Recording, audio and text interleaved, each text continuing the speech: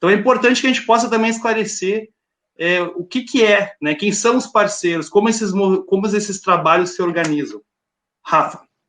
Obrigado, Léo. Vamos lá, então. O Hip Hop Alimentação ele fez 2 anos, dia 11 de agosto. De lá para cá foram 40 toneladas que a gente já conseguiu repassar à comunidade de Esteio e também outras 10 cidades do estado do Rio Grande do Sul. A gente atua num trabalho de rede, entende que o trabalho de rede, né, ele parte da ótica da solidariedade, ele parte da ótica do conceito da colaboração e do compartilhamento. Conceito esse muito defendido por Mujica, que inclusive questiona a própria esquerda sobre o que realmente é ser de esquerda, né? Que ele traz a reflexão acerca do que ser de esquerda está relacionado ao conceito da solidariedade, é ser solidário, é ser, né, muito prático nessas questões que diz respeito ao compartilhamento, né, e poder dividir cada vez mais, né, o que se tem para que a gente consiga nivelar por cima a sociedade.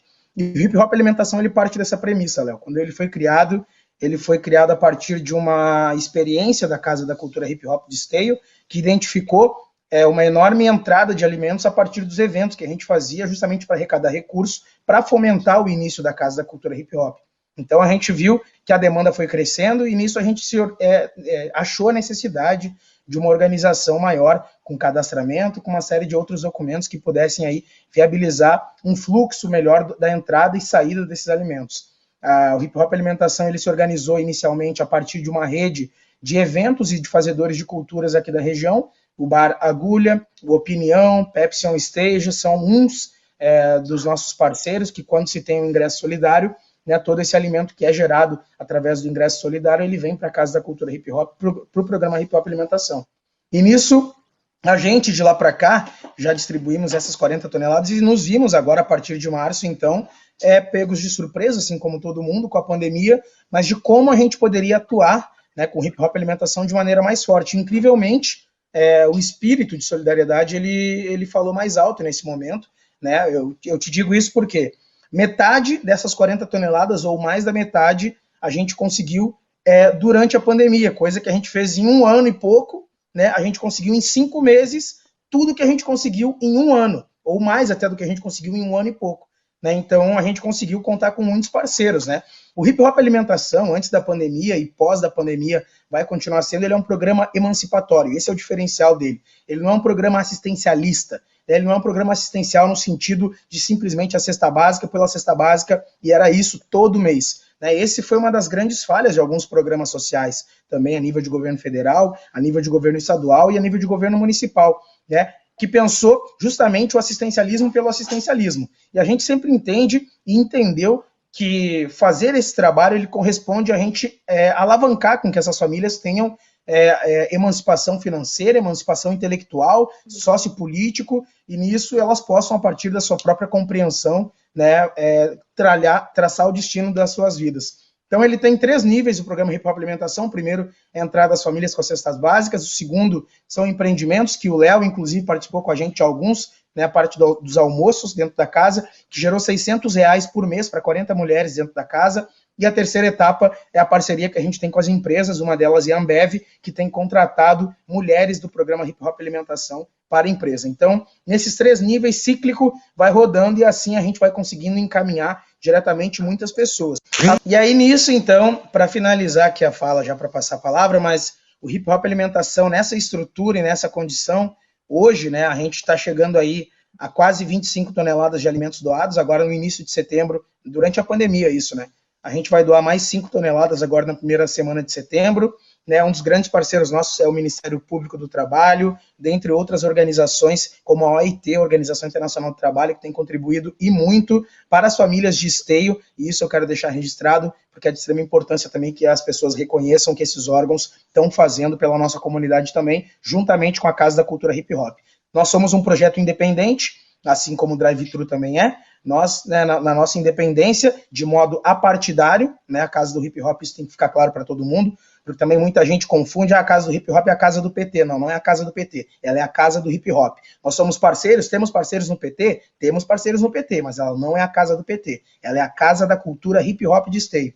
E nisso, na nossa parceria, que já não é de hoje, principalmente com o Léo Damer, né, que vem lá do tempo que a gente aprovou a lei da Semana do Hip Hop, uma construção que foi o embrião dessas iniciativas que a gente hoje pode ver florescendo e atuando, né, Léo? Porque se não tivesse tido aquele movimento lá atrás, né, talvez a gente não teria chegado onde chegamos hoje, né? E por isso que a gente é sempre grato com o Léo pela parceria, que também não é, né, ações pontuais. A gente sempre construiu junto, seja na UPMS e em outros movimentos que a gente participou também. Então, o Hip Hop Alimentação, ele é isso, né, e eu fico muito feliz de saber que esse programa ele tem servido de exemplo para outras comunidades, assim como as nossas redes que a gente tem ampliado, e de modo a fortalecer diretamente a segurança alimentar das famílias. Rafa, antes de passar para a Eliette, né, muito importante, e como é um programa estruturado dentro de um projeto maior, né, o Hip Hop Alimentação ele é parte de um projeto maior, que é a Casa do Hip Hop, os programas que cercam a Casa do Hip Hop. Então, ele consegue trabalhar numa perspectiva que não é assistencialista, né? A gente sabe que o sociólogo Herbert de Souza, né, diz que a fome não pode esperar, é a primeira coisa. Tu não consegue nem debater política ou tentar educar uma pessoa numa escola se ela está com a barriga vazia. Então, a fome não pode esperar. Então, a primeira ação é, sim, um prato de comida, mas ele tem que vir junto com uma perspectiva de inclusão no sentido mais amplo, encaminhamento para as questões, para as crianças estarem na escola, encaminhamento para a geração de renda, e a casa tem essa preocupação, né, Rafa, de ter um programa que envolva as pessoas numa perspectiva de econômica, né? Então, claro, e a questão cultural que o hip hop ele expressa, ele consegue ser um dos movimentos que hoje melhor expressa a opinião popular, né?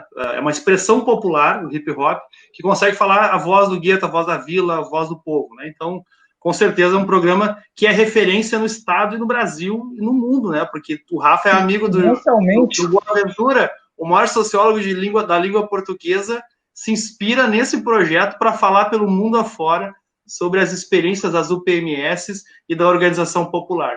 Então, e vale lembrar, Léo, que partindo dessa ótica da relação com Boaventura, uma das práticas que a gente sempre teve no Hip Hop Alimentação, todo mês de entrega, obviamente, antes da pandemia, a gente reunia todas as famílias na casa para fazer uma capacitação, uma formação sociopolítica, para que essas pessoas pudessem compreender melhor o mundo que a gente vive, a história, da onde a gente vem, e com essa história poder construir no presente um futuro. Eu digo isso porque eu sou autor do documentário do Manifesto Porongos, e a gente fez uma exposição do Manifesto Porongos dentro da Casa do Hip Hop para essas famílias e ninguém conhecia sobre lanceiros negros. Isso me espantou, Léo.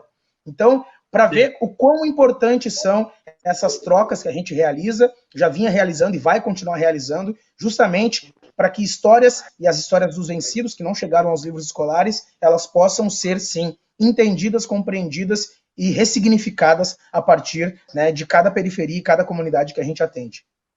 Ô, Rafa, só uma questão prática, assim, ó, quando tu fala tonelada, as pessoas às vezes não conseguem entender a dimensão disso. Tu tem ideia quantas, por exemplo, cestas básicas, quantas foram entregues na época da pandemia, em números, assim, para ficar mais...